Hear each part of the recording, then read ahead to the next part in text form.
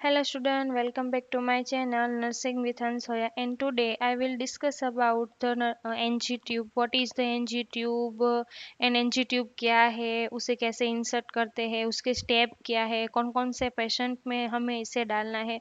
First of all तो NG मतलब nasogastric tube, ठीक है। नेजोगेस्ट्रिक ट्यूब हम डालते हैं पेशेंट में some condition, critical condition. First of all, what is the NG tube? A nasogastric tube is a flexible tube inserted through the nose into the stomach. NG tube एक flexible tube है जिसे हम knows through डालते हैं in stomach, मतलब के knows से डालते हैं स्टमक तक, तमक तक, इसे बोलते हैं हम एनजी ट्यूब।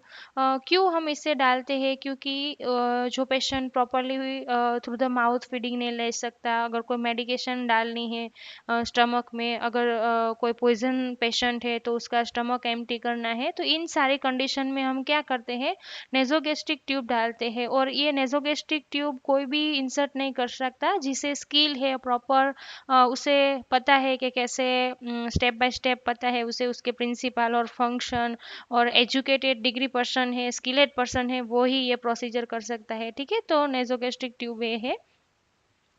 कौन कौन से इक्विपमेंट हमें चाहिए इन प्रोसीजर में, तो यहाँ पे मैंने लिस्ट आपको दिया हुआ है कि ये सारे इक्विपमेंट है इस प्रोसीजर में चाहिए। मोस्ट इम्पोर्टेंट होते हैं इक्विपमेंट प्रोसीजर में। तो first of all NG tube 12 to 60 French, अलग मतलब डिफरेंट डिफरेंट साइज इसकी होती है। यहाँ पे मैंने एडल्ट पेशेंट लिया है इसके लिए, तो उसकी साइज है 12 टू 16 फ्रेंच एडल्ट में। फिर लुब्रिकेंट लेना होता है, वो क्या करता है, जो फ्रिक्शन है वो क्या करता है, डिक्रीज कर देता है, तो लुब्रिकेंट इसमें भी चाहिए। पीएच टेस्टिंग स्ट्रिप चाहिए, देन सिरिंज चाहिए 50 ml की, और ग्लोव्स और पीपीई किट चाहिए, एंड टेप चाहिए। टेप क्यों चाहिए, तो जो एनजी ट्यूब हम इंसर्ट करते हैं तो उसे नोज पे फिक्स करने के लिए टेप चाहिए। स्टेथोस्कोप भी चाहिए चेक करने के लिए कि स्टमक में प्रॉपरली प्लेस हो गई है नहीं एनजी ट्यूब, तो स्टेथोस्कोप भी इसमें चाहिए। टॉवेल चाहिए चेस्ट पे रखने के लिए, अगर कोई भी फ्लूइड गिरता है तो पेशेंट का जो क्लॉथ है उसे खराब होने से क्या प्रिवेंट करता है, ठीक है। तो टॉवेल भी इसमें आता है, कप ऑफ वाटर भी इसमें चाहिए, ठीक है। तो ये सारे इम्पोर्टेंट इक्विपमेंट है जो चाहिए किसमें, एनजी ट्यूब की प्रोसीजर में, ठीक है। नेक्स्ट क्या करेंगे हम, पेशेंट प्रिपरेशन। आप कोई भी प्रोसीजर करते हैं तो आपको पेशेंट को पहले प्रिपेयर करना है, ऐसे ही आप कोई प्रोसीजर नहीं कर सकते, ठीक है। तो फर्स्ट ऑफ ऑल आप क्या करेंगे, explain the procedure and gain a concern, मतलब आप पूरी प्रोसीजर है वो पेशेंट को क्या करेंगे, आप समझाएंगे। अगर पेशेंट कॉन्शियस में है तो, अगर पेशेंट कॉन्शियस में नहीं है तो आप उसके फैमिली मेम्बर को भी क्या कर सकते हैं, उसे भी आप ये सारी कंडीशन है वो बता सकते हैं, क्यों इसकी नीड है और इससे क्या बेनिफिट हो सकता है। और पेशेंट की कंसर्न लेने के बाद ही हम ये प्रोसीजर क्या कर सकते हैं, उसके ऊपर परफॉर्म कर सकते हैं। Position the patient in a high Fowler position, जो पेशेंट है उसे हाई फाउलर पोजीशन में क्या करना है, पोजीशन देनी है। प्लेस अ टॉवेल और drop over the patient chest, उससे उसके जो चेस्ट एरिया है, ऐसे हम हाई फाउलर में क्या करेंगे, पेशेंट को पोजीशन दे देंगे, फिर उसके चेस्ट के ऊपर हम क्या करेंगे, वो टॉवेल है वो डाल देंगे। Ensure the patient is a comfortable and re एंश्योरेट, मतलब आपको पेशेंट को पहले पूछना है कि आप कंफर्टेबल पोजीशन में है ना। अगर वो बोलता है हाँ मैं कंफर्टेबल हूँ, then again you can say you are a comfortable, मतलब आप क्या करेंगे, रीएंश्योर करेंगे कि पेशेंट कंफर्टेबल है या नहीं, ठीक है। Before the doing the procedure, measuring and marking the tube, आप इस प्रोसीजर से पहले क्या करना होता है, मेजरमेंट करना होता है ट्यूब का पेशेंट के साथ। तो आप कैसे मेजरमेंट करेंगे, तो ईयर जो front bring of the knows, मतलब जो नोज स्ट्रिप है वहां से लेके ईयर लॉब तक, और ईयर लॉब से जिफर्ड स्टर्नम तक आपको क्या करना है, मेजरमेंट करना है। यहाँ पे मैंने स्लाइड में भी यहाँ पे आपको पिक्चर दी हुई है, जैसे आप इजीली क्या कर सकते हैं, अंडरस्टैंड कर सकते हैं, ठीक है। Measure the tube from the tip of the nose to the ear lobe and xiphoid process, nose की जो टिप है वहां से लेके ईयर लॉब तक, और ईयर लॉब से जिफर्ड स्टर्नम है वहां तक आपको इसे मेजरमेंट करना है।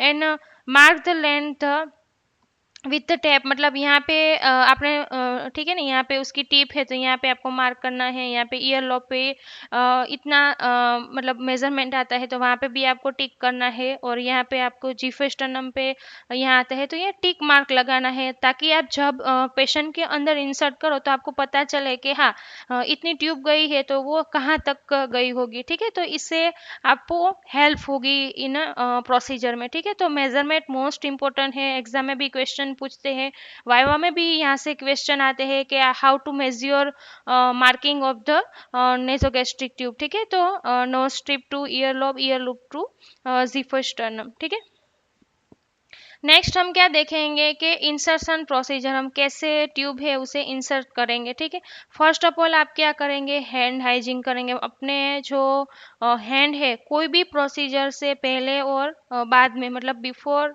And after you can do the hand washing. Hand washing is the most important in every procedure because to prevent cross infection. ठीक है, तो कोई भी प्रोसीजर है, मतलब लाइक क्या है, जो नर्स है हॉस्पिटल में बहुत सारे काम कर वर्क उसके होते हैं एक पेशेंट से दूसरे पेशेंट तक, तो उसके साथ जो है हाथ है उसमें बहुत सारे इन्फेक्शन होते हैं। तो उससे क्या करना है, कोई भी प्रोसीजर परफॉर्म करने से पहले क्या करना है, हैंड वॉश करना बहुत ही जरूरी है।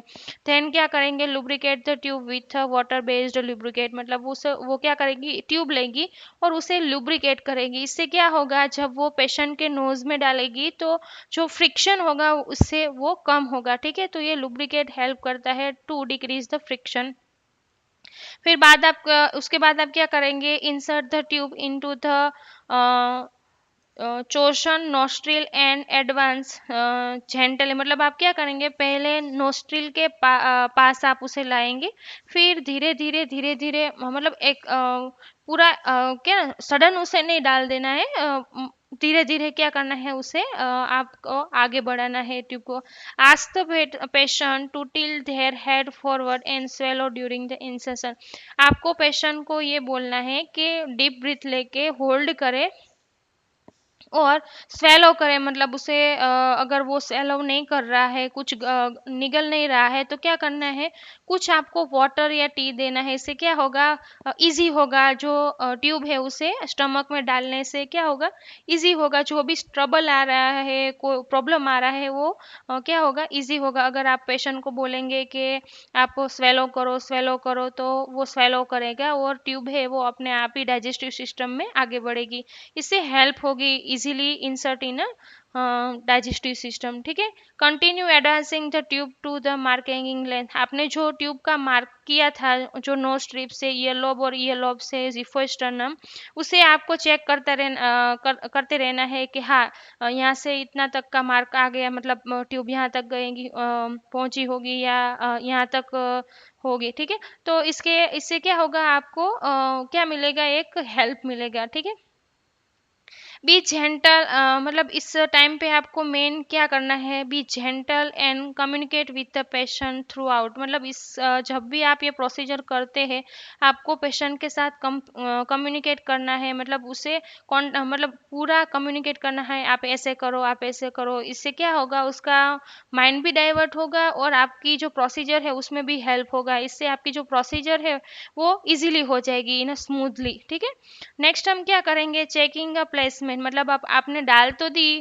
एनजी नेसोगैस्ट्रिक ट्यूब आपने डाल तो दी नोज थ्रू, अब आपको वेरीफाई करना है कि जो ट्यूब है वो डाइजेस्टिव सिस्टम में ही है ना, वो रेस्पिरेटरी सिस्टम में तो नहीं है ना, क्योंकि जो डाइजेस्टिव सिस्टम और रेस्पिरेटरी सिस्टम है वो ऐसे है, आगे क्या है रेस्पिरेटरी सिस्टम है और पीछे क्या है, जो मतलब आगे ट्रेक क्या है और पीछे ईसोफेगस है। ठीक है, तो ये दोनों ट्यूब में मतलब रेस्पिरेटरी में भी उसका जाने का चांसेस है। ठीक है, तो वो हमें क्या करना है, मेक श्योर करना है कि जो ट्यूब है वो डाइजेस्टिव सिस्टम में गई है ना, तो उसके लिए तीन मेन क्या है मेथड है, जिससे आप क्या कर सकते हैं, आइडेंटिफाई कर सकते हैं कि हाँ जो ट्यूब है वो स्टमक में ही गई है। तो फर्स्ट स्टेप आपको क्या करना है, aspirate the stomach content and test with the pH strip. मतलब क्या करना है, आपको जो ट्यूब आपने डाली है वहां से आपको क्या करना है, जो कंटेन है स्टमक में से वो उसे एस्पिरेट करना है।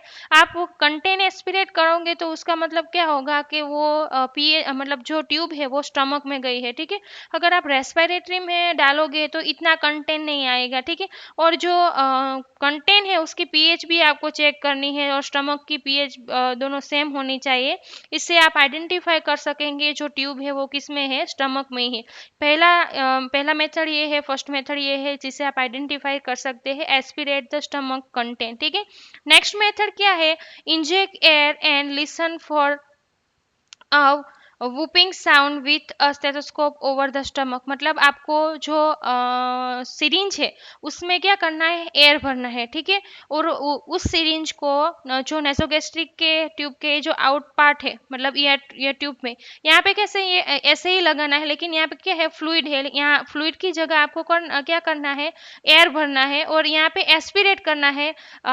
या फर्स्ट स्टेप में एस्पिरेट हो रहा है, लेकिन सेकंड स्टेप में क्या करना है, आपको यहाँ पे एयर फिलअप करना है और पुश करना है एयर को, किस में, इस ट्यूब में। और यहाँ पे आपको जो एब्डोमिनल है वहाँ पे स्टेथोस्कोप लगाना है, और अपने कान से, मतलब जिसे आप अस्कल्टेशन बोलते हैं, अस्कल्टेशन से क्या करते हैं, listen sound through the auscultation, मतलब अस्कल्टेशन के द्वारा आप साउंड जो भी सुनते हैं उसे उस टेक्निक को बोलते हैं अस्कल्टेशन, ठीक है।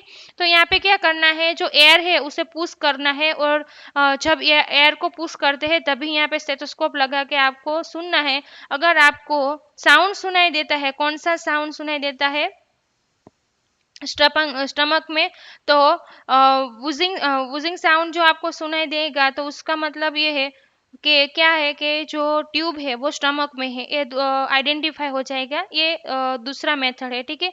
तीसरा मेथड क्या है कि confirm placement with the X-ray if required by the hospital policy. तीसरा मेथड ये है कि आप क्या करेंगे, एक्सरे कराएंगे एब्डोमिनल का, उसमें आपको ट्यूब दिखेगी, क्योंकि जो क्या है, जो नेजोगेस्ट्रिक ट्यूब है उसके ऊपर रेड और येलो लाइन होती है, वो रेडियोपेक्टिनल लाइन होती है। ये भी क्वेश्चन आता है एग्जाम में कि जो लाइन है वो क्यों लाइन, वो उसमें ये लाइन क्यों ड्रॉ की हुई होती है, वो रेडियोपेक्टिनल लाइन है, और उससे क्या कर सकते हैं, अगर आप एक्सरे भी लगाएंगे तो वो रेडियोपेक्टिनल लाइन है वो एक्सरे में डिटेक्ट होगी, और इससे हम आइडेंटिफाई कर सकेंगे कि जो ट्यूब है वो किस में है, स्टमक में है, ठीक है। तो ये तीन मोस्ट इंपॉर्टेंट मेथड है, यहाँ से भी क्वेश्चन आते हैं। कैसे आप चेक कर सकते हैं कि जो ट्यूब है वो स्टमक में ही है, first aspirate, then auscultation and then X-ray, ठीक है। ये तीन मेथड द्वारा के सपोर्ट से आप आइडेंटिफाई कर सकते हैं कि जो नेजोगेस्ट्रिक ट्यूब है वो स्टमक में है।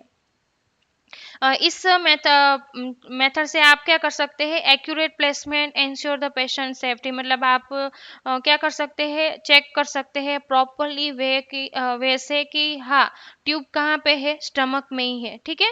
नेक्स्ट हम क्या करेंगे, सिक्योर द ट्यूब। अब ट्यूब हमने डाल दी, चेक भी कर लिया कि हाँ ट्यूब कहाँ पे है, स्टमक में ही है, डाइजेस्टिव सिस्टम में ही है, रेस्पिरेटरी सिस्टम में नहीं है।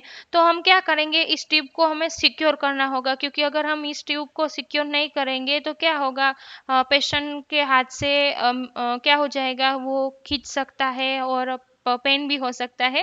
तो जो टैप होती है उससे हमें कैसे क्या करना है, सिक्योर करना है। ऐसे नोज पे भी हम सिक्योर कर सकते हैं, ठीक है, और ऐसे भी हम सिक्योर कर सकते हैं, जैसे भी कंफर्टेबल है, और हॉस्पिटल में जैसे भी मेथड यूज होता है। तो इस टैप की मदद से हम क्या कर सकते हैं, इस जो ट्यूब है उसका जो आउटर पार्ट है, बाहर का जो पार्ट है, इसे हमें सिक्योर करना है, ठीक है। जिससे क्या हो, ensure the tube is a comfortable and stable, जो ट्यूब है वो कंफर्टेबल एंड स्टेबल रहे, ठीक है, बाहर ना निकल जाए, इसलिए हमें क्या करना है, इस ट्यूब को सिक्योर करना है। ट्रबल शूटिंग एंड टिप्स, मतलब कि जब आप ट्यूब डाल रहे हैं तब कौन कौन से ऐसे कॉमन चैलेंजेस आते हैं जिसे आपको ध्यान रखना होता है। इजीली ट्यूब इंसर्ट नहीं होती है। अगर मैं ही कहूँ कि मैं आपके नोज में ट्यूब डालने वाली हूँ तो क्या आप डालने देंगे, नहीं।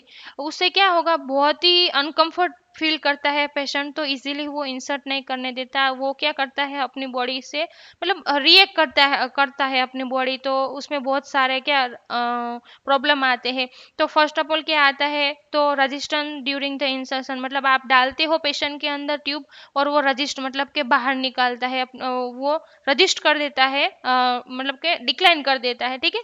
नेक्स्ट क्या आता है उसमें, तो पेशेंट डिस्कम्फर्ट और गैगिंग, मतलब पेशेंट क्या हो जाता है, पूरा डिस्कम्फर्ट हो जाता है, जब आप उसके अंदर वो डालते हैं तो पूरा सडन क्या रिएक्ट करता है और आप प्रॉपरली इंसर्ट नहीं कर सकते, ये भी प्रॉब्लम आता है जब आप नेसोगेस्ट्रिक ट्यूब इंसर्शन की प्रोसीजर करते हैं।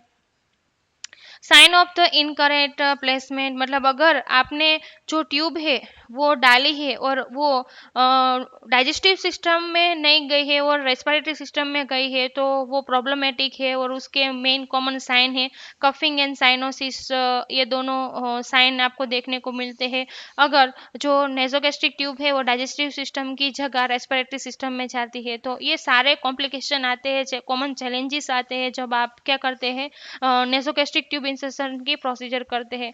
तो आपको ये सारे चैलेंजेस को क्या करें, प्रिवेंट करने के लिए आप क्या कर सकते हैं, तो stop and re ensuring if resistant it meet, मतलब के क्या करना है अगर आप पेशेंट के अंदर नेसोगैस्ट्रिक ट्यूब डाल रहे हैं और वो रजिस्ट कर क्या करता है, रेजिस्टेंस कर देता है, तो आपको क्या करना है, स्टॉप करना है, काम रहना है, देन पेशेंट को स्टेबल करना है, री इंश्योर करना है, इमोशनल एंड साइकोलॉजिकल सपोर्ट आपको प्रोवाइड करना है, उसके बेनिफिट आपको उसको समझाने हैं और उसे कहना है कि क्या करें, वो ड्रिंक वाटर, मतलब उसे कुछ फ्लूइड ड्रिंक करने के लिए बोलना है। इससे क्या होगा, वो स्वेलो करेगा तो इजीली क्या होगी, जो ट्यूब है वो इजीली इंसर्ट होगी। ठीक है, तो ये इससे क्या होगा, हेल्प होगा आपकी जो प्रोसीजर है नेसोगेस्ट्रिक ट्यूब इंसर्शन से।